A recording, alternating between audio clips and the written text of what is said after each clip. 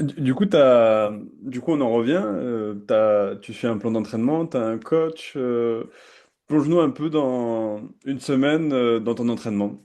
Typique, exemple, pour t'entraîner à l'Ultra-Ariège. Exemple. Alors, plusieurs questions. Plein d'entraînement, oui. Un coach, non. Moi, je le fais pour les autres, je le fais pour moi aussi. Alors, c'est pas forcément la meilleure des choses parce que des fois, dans le même cerveau, il y a les deux facettes qui interagissent, hein. À la fois le prep physique qui planifie ça, et à la fois l'athlète, enfin, le sportif qui a à faire ça.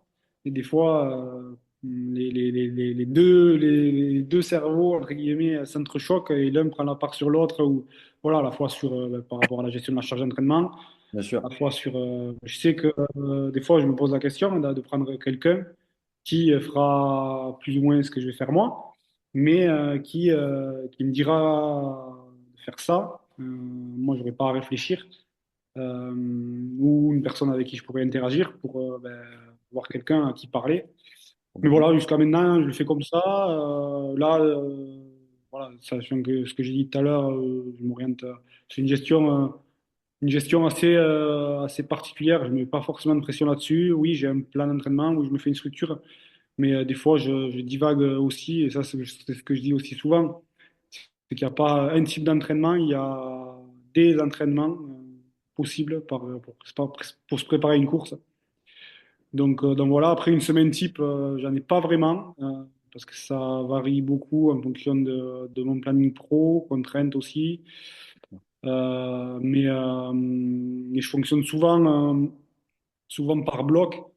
Euh, et de la même façon, s'il y a un ultra et un début de saison, ça sera pas la même chose que s'il est en fin de saison par rapport à la continuité.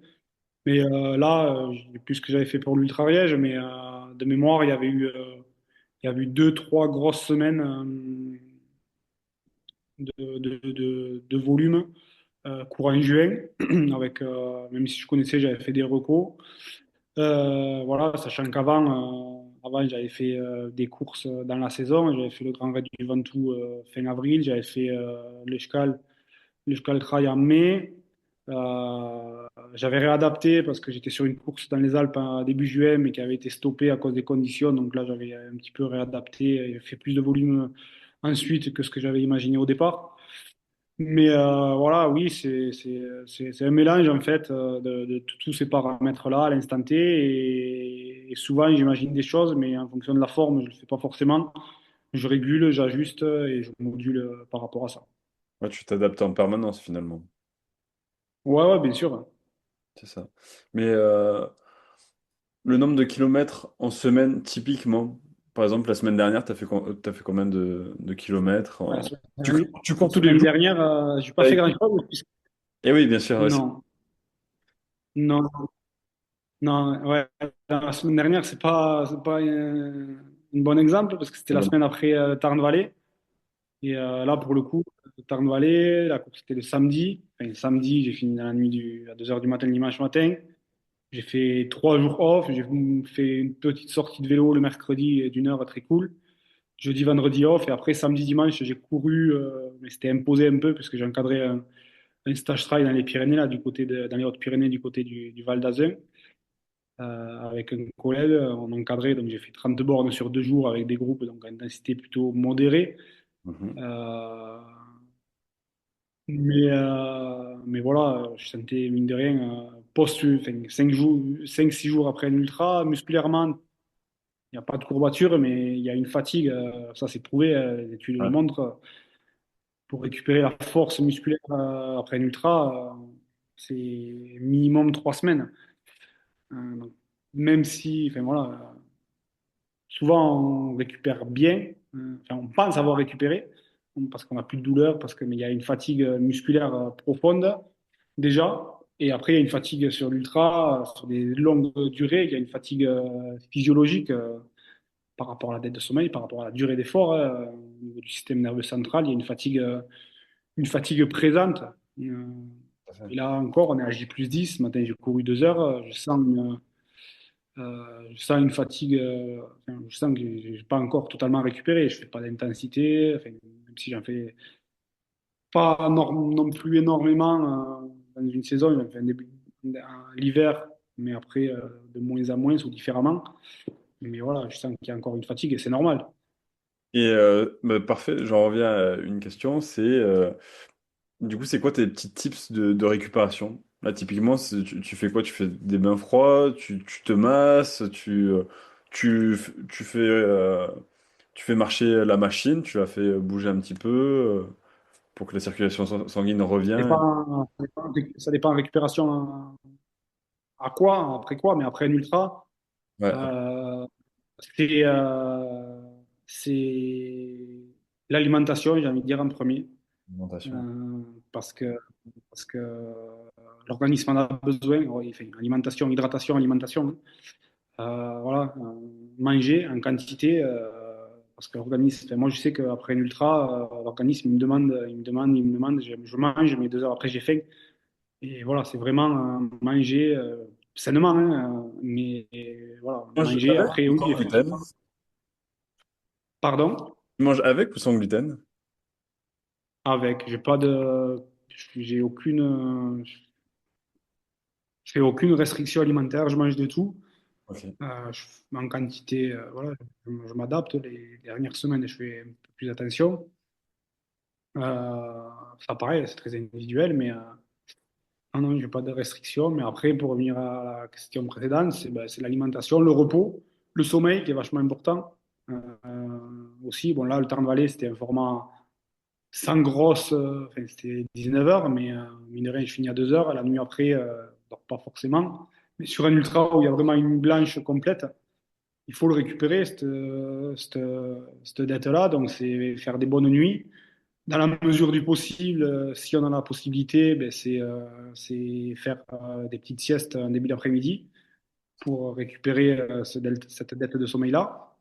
Et après, au niveau musculaire, ben, oui, il y a plein de choses. Chaussettes de contention, chaussettes de récupération, tout ce qui est électrostimulation, j'aime pas mal. Euh, la pressothérapie aussi, le froid également. Après, je fais pas tout le temps, hein. Je jongle en fonction de l'envie, des sensations, des besoins. bien sûr. Euh, et après, ce qui est intéressant aussi quand on a la possibilité, c'est vraiment un soin physio avec un kiné, ostéo, voir s'il n'y a pas des blocages et des dérèglements qui peuvent avoir eu lieu et qui retarderaient une récupération normale euh, de l'organisme, en fait. Bien sûr. Et t'es de la team Et, étirement ou sans étirement? alors, étirement ou pas étirement, il y a tout et n'importe quoi. Enfin, Oui. étirement, enfin, c'est un gros débat, mais étirement après un ultra, non. Enfin, même après, ouais, non. Même après une séance de dénivelé, pas faire un Par cours exemple, d'anatomie, mais si t'as non, couru non, après, le matin et après le soir, tu te fais une séance d'étirement pour assouplir le muscle. ouais, après, je suis pas le bon exemple là-dessus, Ça tombe bien, moi non mais, plus. mais là, pour le coup, oui, des assouplissements, des mobilisations articulaires, euh, ça, oui, ça reste, je pense, pertinent dans la prévention des blessures, Tout à fait. Tu fais du renfort musculaire aussi récupération. en salle? Ouais, alors depuis peu, vraiment, vraiment depuis, on va dire 6 mois, ouais, un an, depuis fin de l'année dernière, vraiment un muscu avec poids. Avant, j'en faisais avant, mais plus prévention de blessures, poids de corps et du poids léger, on va dire. Ouais. Là, depuis début d'hiver dernier, j'ai vraiment inclus de la musculation avec charge. Euh, le nombre de répétitions, t'es plus dans l'hypertrophie ou dans la force? Ou tu vas chercher dans l'endurance Non, musculaire? non, on a la force, ouais, plutôt de la force Force. musculaire. Ouais. Ouais. Ok, Après, ouais. voilà, ça dépend, ça dépend les périodes. Là, je mixe un peu force et plio quand j'en fais. Mais sinon, c'est plus la force. Après, voilà, avant d'aller, enfin, par le- avant d'aller sur de la musculation avec de la charge, il y a des choses à faire aussi et arriver comment dire, à mettre en place des choses déjà dans l'entraînement, course à pied. Parce que voilà, l'idéal, effectivement, oui, c'est ça. Mais après, ça dépend du volume hebdomadaire qu'on peut avoir pour l'entraînement en fonction des objectifs, en fonction de notre passif, en fonction de plein de choses. Tout à fait, ouais. Ouais, c'est hyper intéressant. Moi, je suis plus team. Par exemple, moi aussi, je coach aussi des personnes qui font du trail, tu vois. Et je leur fais plus d'abord une prise de conscience musculaire, tu vois, en salle de sport, tu vois. Tu vois, parce que souvent, ils connaissent pas vraiment leur corps. C'est quoi les ischios, les quadris, comment on Oui, a... oui, mais Et ça justement, rejoint ce que je dis. Et souvent, voilà, parce qu'on revient à l'introduction, mais la banalisation du sport.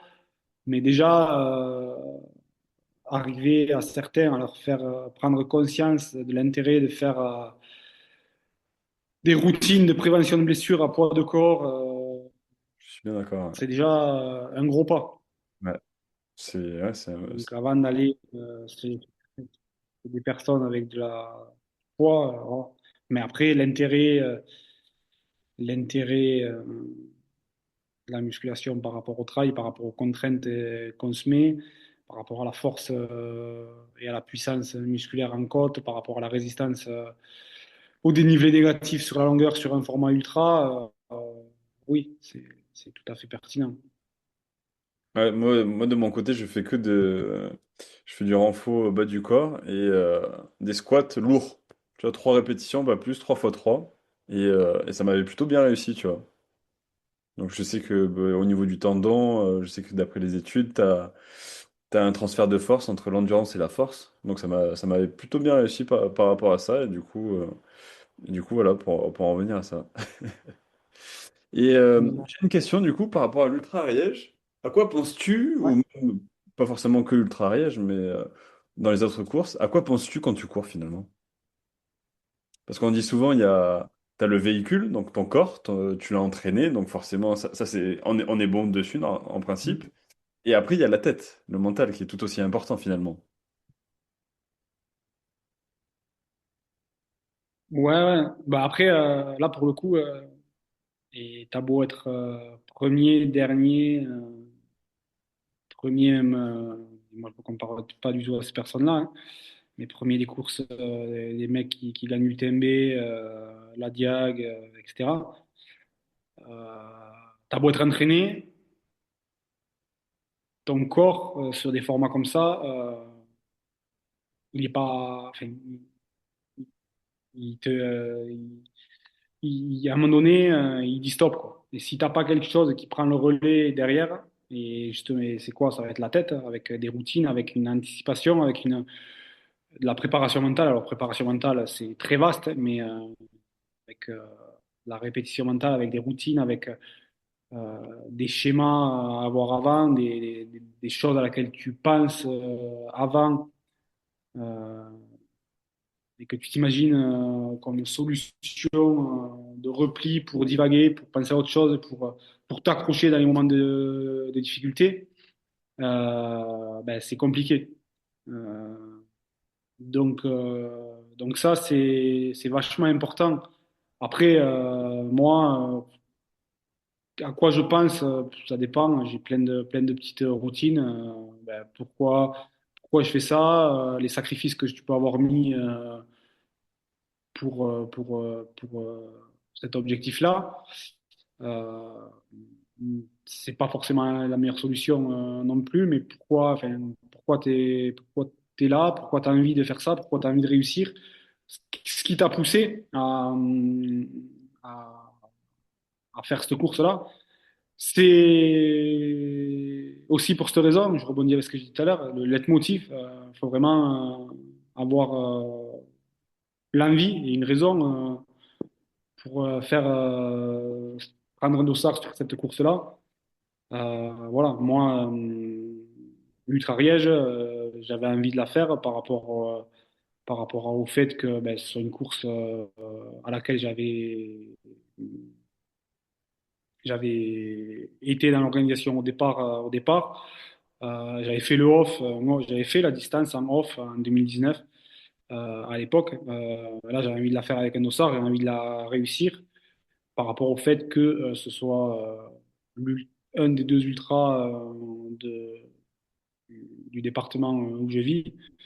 Par rapport au fait que ça passe au Mont-Dolme, la deuxième base de vie, c'est au Mont-Dolme, la station de ski où je bosse l'hiver en tant que moniteur de ski, la station où j'ai appris à skier, la station où je skie depuis que je suis petit.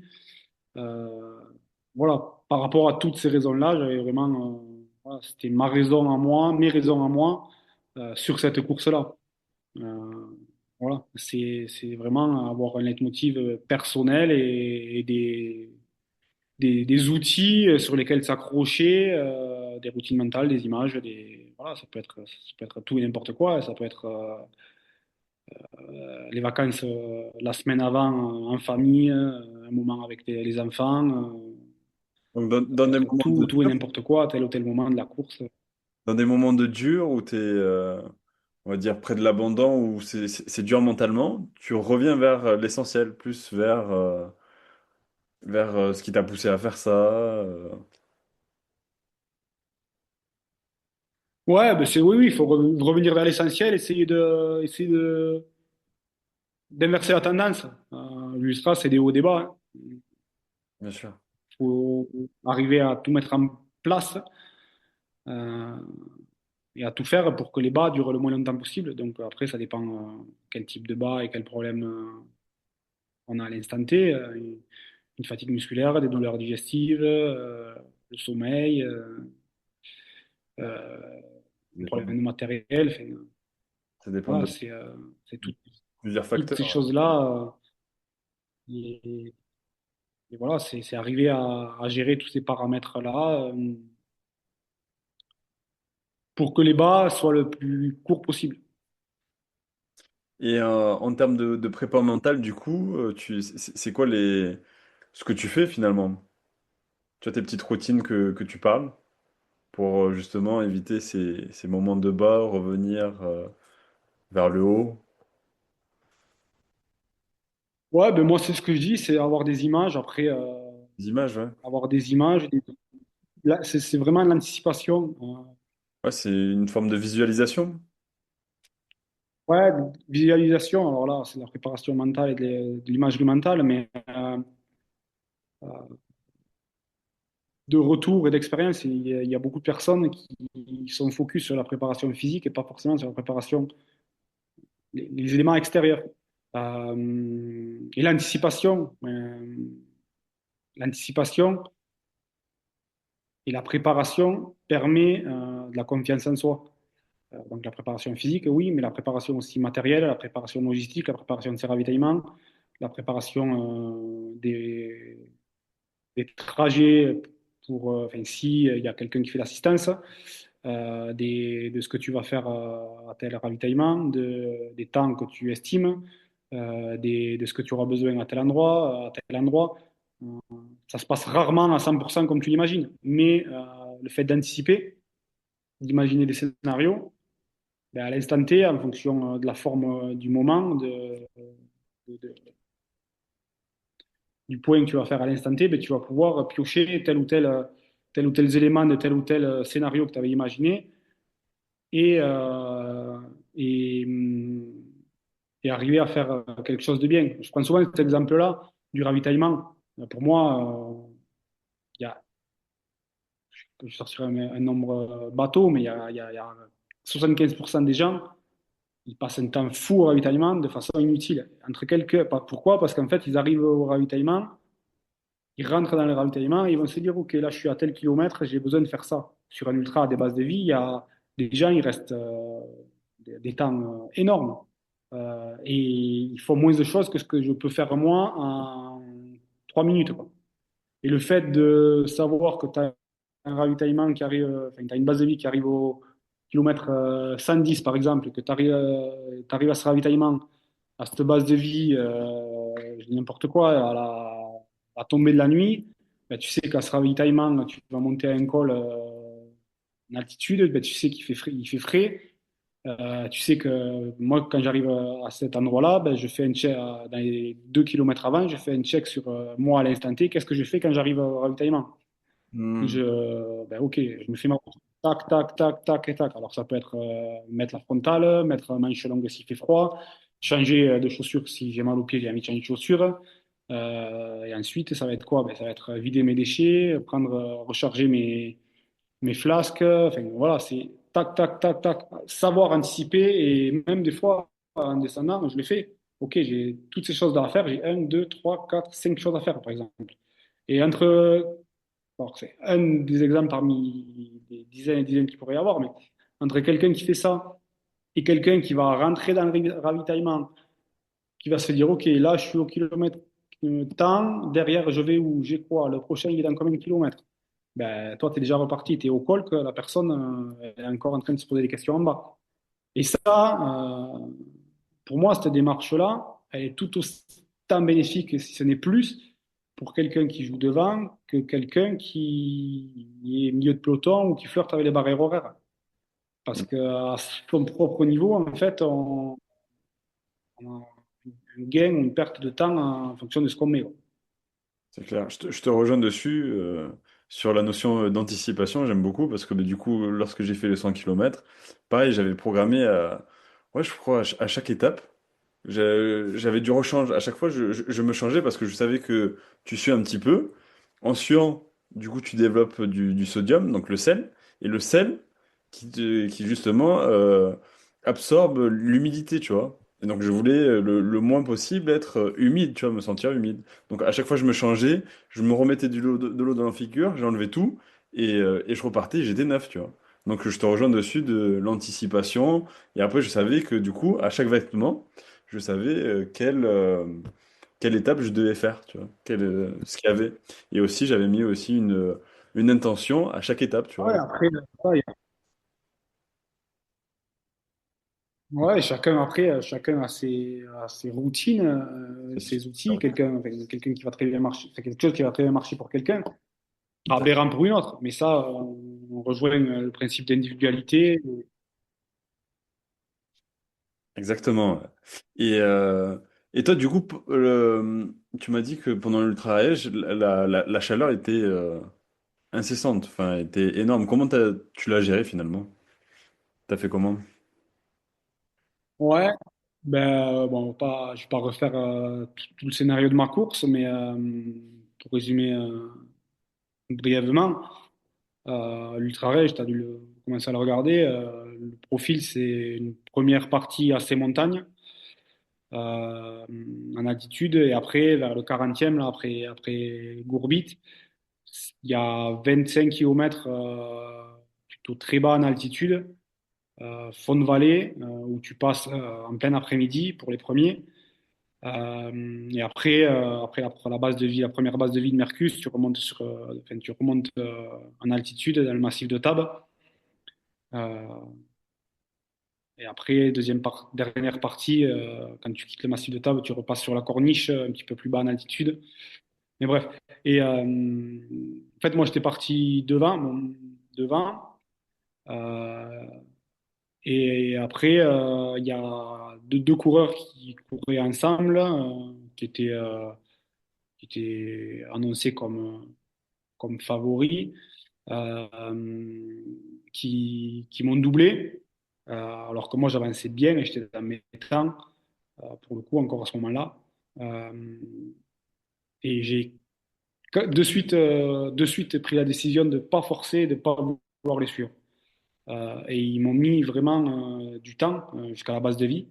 Euh, et moi, après Gourbit Mercus, des parties qui sont relativement faciles. Il faisait très très chaud. Et là, en fait, j'ai vraiment pris la décision, connaissant le parcours, la suite, la longueur d'épreuve, le massif de table que je connais vraiment par cœur, qui me convenait plus pour moi en tant que profil de montagnard. J'ai vraiment pris la décision de vraiment baisser l'intensité sur ces parties-là des parties où tu peux courir facilement, même sur un ultra, je marchais parce qu'il faisait très très chaud. Voilà, je marchais dès que possible, je m'arrosais, je me mouillais. À Saurat, il y avait un tuyau, je me suis fait comme tous, hein, mais je m'arrosais. Même sur cette course-là, ça me revient en discutant. On avait anticipé avec Cécile qui me faisait l'assistance. On avait sur les ravitaux, on avait pris des pains de glace qu'on Ah, utilise pour les blessures, sous forme de glaçons qu'on cassait, que je me mettais sous forme de bandana sous la casquette ou autour du cou pour me rafraîchir. Euh, donc voilà, ça a été cette réduction, enfin, cette diminution de l'intensité vraiment euh, pour me préserver pour la suite en fait. Et à la base de vie, bon, j'ai plus les temps en tête, mais je crois que j'arrive plus de 40 minutes après le premier et le deuxième. À ce moment-là, le deuxième, enfin un des deux, je sais plus lequel, était toujours à la base de vie parce il était malade, il avait ouais, pris un coup de chaud et il a même dû abandonner derrière. Et le premier était devant et après, en fait, moi j'ai continué ma course. Bon, il faisait toujours très chaud, mais après on est rentré dans la nuit et après j'ai repris très peu de distance en fait puisque j'ai repris du temps et euh, j'ai rattrapé le premier juste après enfin, dans la descente du Saint-Barthélemy. En fait, au Saint-Barthélemy, il y avait, c'était même pas sur la course, c'était des gars que je connaissais, mais qui faisaient un trek, enfin, qui faisaient une nuit au Saint-Barth, en fait, et qui m'ont annoncé, enfin, après, on voyait les frontales, mais il y avait les relais aussi sur la course, donc c'était difficile de savoir qui était qui, mais moi, au point d'avant, on m'a annoncé à 35 minutes, et au sommet, en fait, sur la montée, qui est pas très longue, j'avais repris vraiment du temps. On m'a annoncé à 5 minutes et je l'ai repris dans la descente. Et là, mentalement, enfin, je ne vais pas dire que j'ai su que j'allais gagner, mais bon, derrière les écarts étaient forts, tout peut arriver. Mais du moins, mentalement, j'ai vraiment switché parce que d'avoir repris autant de temps dans le milieu de nuit, euh, connaissant la fin du parcours, voyant ma forme à l'instant T, voilà, et puis de reprendre aussi mentalement, voilà, mentalement, prendre la tête en arrivant à la station au Mont-Dolme, ça m'a vraiment donné un coup de boost. moins bien. On s'est croisé à la base de vie. Et après, je suis parti. Et là, ça a fait que, enfin, de section en section, j'ai fait que reprendre, que augmenter mon avance jusqu'à l'arrivée. Donc voilà, pour résumer, ça a été vraiment ben, la gestion de mon effort en fait face à la chaleur.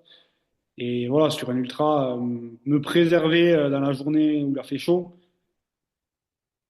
Physiquement, je pense, pas le meilleur sur la course, mais par contre, la gestion de mon effort a fait que T'as bien j'ai pu anticipé faire la différence. le schéma de la course. Sur la- Incroyable, trop bien. Bah, t'as plutôt bien réussi, finalement, c'est glaçant.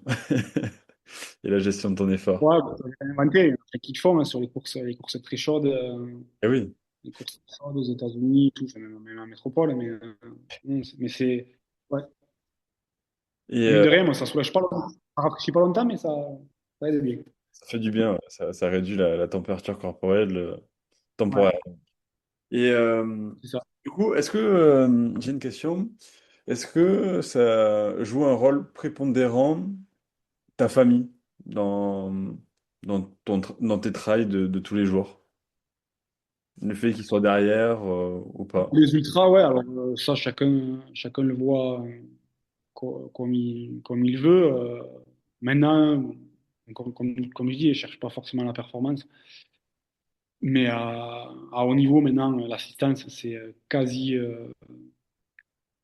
indispensable, j'ai envie de dire, parce que c'est quand même, par rapport à la gestion de ravitaillement, d'avoir son propre ravitaillement, euh, sa propre nutrition que tu valides à l'entraînement, ça permet d'avoir ça. Et après, ce qui est valable aussi pour les premiers et pour le milieu de peloton, c'est l'aspect logistique, l'aspect mental. Et oui, et pour moi, perso, euh, l'ultra, c'est avant tout du partage dans la préparation, des ravitaillements, des logistiques, etc. Et même si c'est bref, ces moments-là, parce que sur un ravito, c'est, c'est, ça se compte en 2, 3 minutes, même sur un ultra, c'est très bref. Euh, mais c'est des moments de partage qui sont forts et c'est quelque chose d'assez intéressant. Fort et intense, ouais. Après, voilà, enfin, là, ça me vient comme ça. Et il faut que faut que la personne qui fasse l'assistance connaisse bien le sportif et arrive à cerner aussi les émotions pour pas que ce soit positif, mais que ce soit pas négatif ou que, voilà, que la personne arrive à trouver les bons mots, arrive à cerner les émotions de l'une de l'autre. Faut pas que ce soit négatif pour le sportif, quoi. Enfin, et ça arrive parfois, hein. Quelqu'un qui arrive dépité, l'assistance, putain, le coureur, il a l'abandon au coin de la tête et une phrase de la personne qui fait l'assistance, ça peut faire vraiment basculer le coureur sur le fait de laisser le dossard, quoi. Ah ouais, c'est le rôle d'un coach, vraiment. Mais d'un autre côté, des fois, de notre côté, ça peut être l'inverse. Je sais pas, hein, mais une douleur, une blessure, le sportif veut continuer et peut-être que l'assistance à ce moment-là peut avoir les mots de convaincre la personne d'arrêter pour X ou Y raison, de se préserver pour une course future. Enfin, voilà, Tout à fait. c'est de là, on est sur de l'humain, de l'émotion, de la gestion des émotions aussi, quoi. Donc, mais pour le coup, après, l'assistance sur un ultra, euh, c'est du sport aussi, quoi. Parce qu'en fonction des ultras et ultra rage, ça, mine de rien, il y a du boulot. Euh, c'est du boulot de déplacement, de voiture. Quand tu le fais, voilà, tu dors pas forcément. Le rôle d'un coach, finalement. Ouais, Et tu fais de la cohérence cardiaque ou pas du tout? euh, là, pour être honnête, j'en fais plus. J'en ai eu fait. J'en ai eu fait sur certains ultras au début, ouais, pour m'endormir, pour me relaxer, la relaxation. Euh, Aujourd'hui, t'en fais plus? J'avais fait une formation de prépa mentale aussi avec, avec Christian Ramos, qui est un préparateur mental qui bosse avec pas mal de sportifs de haut niveau, qui a bossé avec le 15 de France. Et j'ai fait une formation, je ne sais plus en quelle année, mais et j'utilise moi personnellement, j'utilise comme tips avec les personnes que j'entraîne, que j'accompagne quand ils le veulent, bien sûr, comme les conseils de nutrition, comme j'impose rien. Mais moi, perso, ouais, je l'ai utilisé un petit peu. J'utilisais pas mal à une époque le training autogène de Schulz, aussi en relaxation. Ok. Mais voilà, après, ça dépend des moments. Ouais, c'est ça, chacun, on a ses périodes. Et t'as eu des moments d'échec, si tu peux nous raconter, ou qui t'ont poussé vers le haut, ou pas du tout? En général, sur une course, Ouais, sur une course ou un truc qui t'a... euh, ouais, enfin, oui, oui, bien sûr. Alors, j'ai plus le nombre, j'ai pas laissé tant de dossards que ça. Euh, Et ça moi, t'a j'avais dû remotivé arrêter au de tort de bien. plus belle? Pardon? Ça t'a remotivé de plus belle d'avoir échoué et après... Enfin, Ouais, c'est pas, enfin, comment tu le prends, c'est pas, échouer? Forcément mauvais. franchement, les rares abandons que j'ai faits, c'était vraiment par choix réfléchi et sans regret. Euh, le tort des géants, c'était vraiment il y a de la déception, hein, bien sûr. Mais voilà, c'était vraiment plus possible sur un effort comme ça. J'avais plus du tout possibilité de m'alimenter. Voilà, c'était vraiment réfléchi, posé. Euh, C'était voilà, hors il n'y de... avait pas de choses. Ah ouais, effectivement. Après, j'avais arrêté un ultra il y a un petit moment maintenant, je ne sais plus en quelle année, je crois que c'était 2019 ou 2010, non, 2018 c'était. Mais pareil, j'étais arrivé trop fatigué parce que j'avais enchaîné avec une autre course avant et j'étais dans une période d'examen aussi. Et enfin, c'était pas tant, c'était un mélange de physique, de mental, etc. Mais après, enfin, c'est pas des échecs, c'est, c'est, euh, c'est des expériences et il faut en ressortir en fait toujours quelque chose. Et même quand on finit une course ou une course qui se passe pas forcément bien, c'est l'analyser, arriver à l'analyser, à trouver des réponses et à trouver des réponses et comment dire du positif dans un abandon ou dans un échec en fait. Je suis tout à fait d'accord avec toi. Tout à fait d'accord. On arrive sur la fin de ce podcast. Je vais te faire trois petites questions rapides, efficaces. Ouais. Quels sont tes mentors? Qui t'inspirent finalement? Euh, Toi. dans le sport, ouais, non, là, comme ça, il n'y a pas. Je prends qui m'inspire. Je prends un peu des expériences de tout le monde, en fait. Je fais un mélange de tout et je me fais mon truc à moi, j'ai envie de dire. Ok. Il y a pas. Ça, Ouais, ça me va, ouais. j'ai pas Tu quelqu'un pioches un qui me. peu partout. Ouais, voilà. Ouais. Ok, tu prends les mots. Ok. Des livres à recommander? Ouais. Ton livre préféré que tu recommanderais à tout le monde? C'est ma. Je lis pas vraiment. Tu lis pas vraiment? Je Euh, vois qu'il y a beaucoup de... non.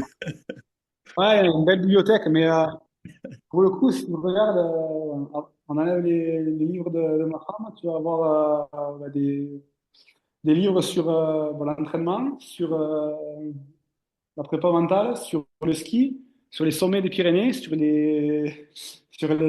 tous les topos, tous les lieux qu'on a en tête ou visités, tous les GR.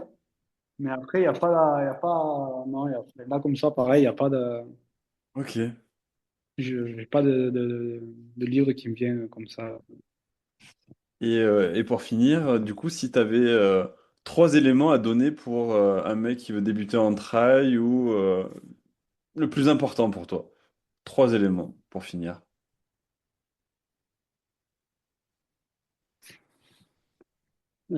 Progressivité, euh,